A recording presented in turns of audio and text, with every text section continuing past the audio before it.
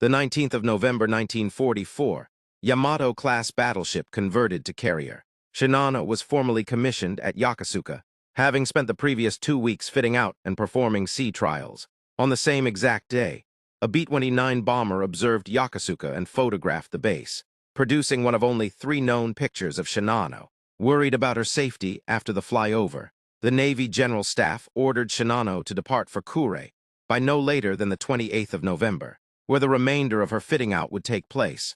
Abe asked for a delay in the sailing date, as the majority of her watertight doors had yet to be installed. The compartment air tests had not been conducted, and many holes in the compartment bulkheads for electrical cables, ventilation ducts and pipes had not been sealed.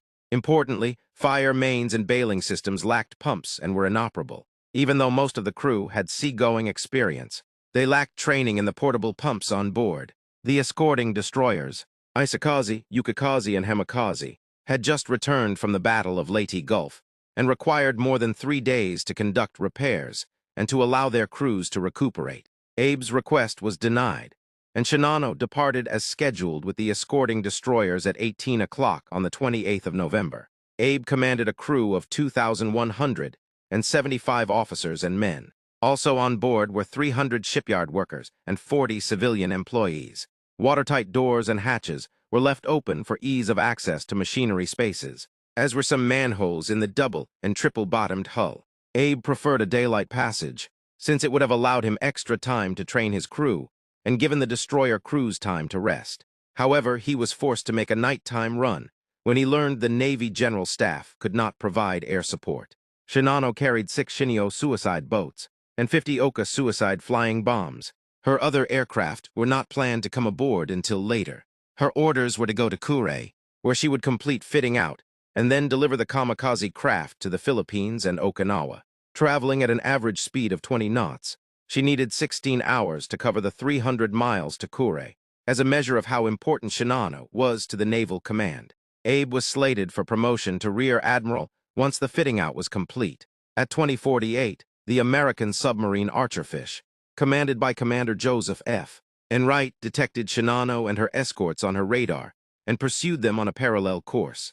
Over an hour and a half earlier, Shinano had detected the submarine's radar. Normally, Shinano would have been able to outrun Archarfish, but the zigzagging movement of the carrier and her escorts, intended to evade any American submarines in the area, inadvertently turned the task. Grouped back into the Archarfish's path on several occasions. At 22:45, the carrier's lookouts spotted Archarfish on the surface, and Isakaze broke formation, against orders, to investigate. Abe ordered the destroyer to return to the formation without attacking because he believed that the submarine was part of an American wolf pack. He assumed Archarfish was being used as a decoy to lure away one of the escorts to allow the rest of the pack a clear shot at Shinano. He ordered his ships to turn away from the submarine with the expectation of outrunning it, counting on his 2-knot margin of speed over the submarine. Around 23:22, the carrier was forced to reduce speed to 18 knots, the same speed as Archarfish, to prevent damage to the propeller shaft when a bearing overheated. At 2:56 on the 29th of November, Shinano turned to the southwest and headed straight for Archarfish.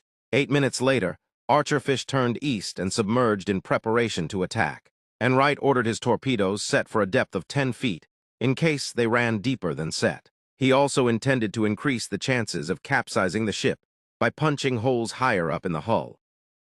A few minutes later, Shinano turned south, exposing her entire side to Archarfish, a nearly ideal firing situation for a submarine. The escorting destroyer on that side passed right over Archarfish without detecting her. At 3:15, Archarfish fired 6 torpedoes before diving to 400 feet to escape a depth charge attack from the escorts. 4 torpedoes struck Shinano at an average depth of 4.3 meters. The first hit towards the stern, flooding refrigerated storage compartments and one of the empty aviation gasoline storage tanks, and killing many of the sleeping engineering personnel in the compartments above. The second hit the compartment where the starboard-outboard propeller shaft entered the hull and flooded the outboard engine room. The third hit further forward, flooding the number 3 boiler room and killing every man on watch. Structural failures caused the 2 adjacent boiler rooms to flood as well. The fourth flooded the starboard air compressor room. Adjacent anti-aircraft gun magazines and the number 2 damaged control station and ruptured the adjacent oil tank. Though severe, the damage to Shinano was at first judged to be manageable. The crew were confident in the ship's armor and strength, which translated into lax initial efforts to save the ship. This overconfidence extended to Abe. He doubted the sub's torpedoes could inflict serious damage, since he knew that American torpedoes were less potent than Japanese torpedoes. He ordered the carrier to maintain its maximum speed, even after the last torpedo hit. This pushed more water through the holes in the hull, resulting in extensive flooding. Within a few minutes, the ship was listing 10 degrees to starboard, despite the crew pumping 3,000 tons of water into the port bilges. The list increased to 13 degrees, when it became apparent the damage was more severe than first thought. Abe ordered a change of course towards Shinano Point, the southernmost tip of Honshu's Kei Peninsula. Progressively increasing flooding increased the list to 15 degrees by 3:30. 50 minutes later, Abe ordered the empty port outboard tanks to be counterflooded, reducing the list to 12 degrees for a brief time. After 5 o'clock, he ordered the civilian workers to be transferred to the escorts as they were impeding the crew in their duties. A half hour later, Shinano was making 10 knots with a 13-degree list. At 6 o'clock, her list had increased to 20 degrees after the starboard boiler room flooded, at which point the valves of the port trimming tanks rose above the waterline and became ineffective.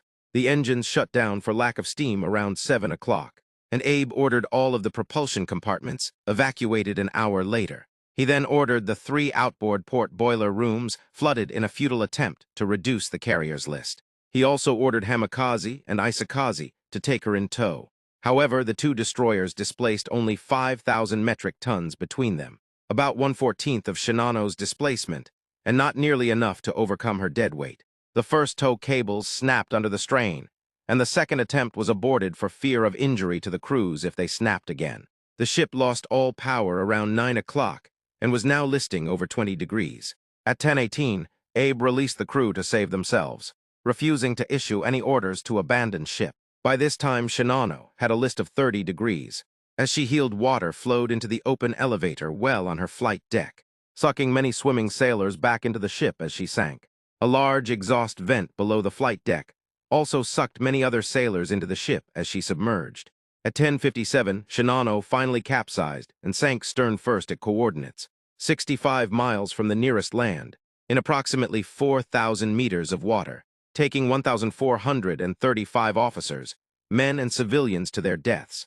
The dead included Abe and both of his navigators, who chose to go down with the ship.